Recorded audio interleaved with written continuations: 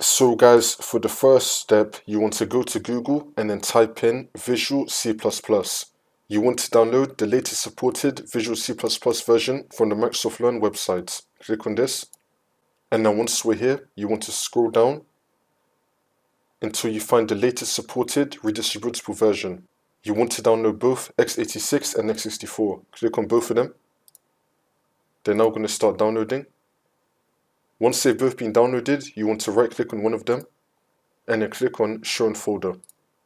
We should now be in our downloads folder with both the downloads.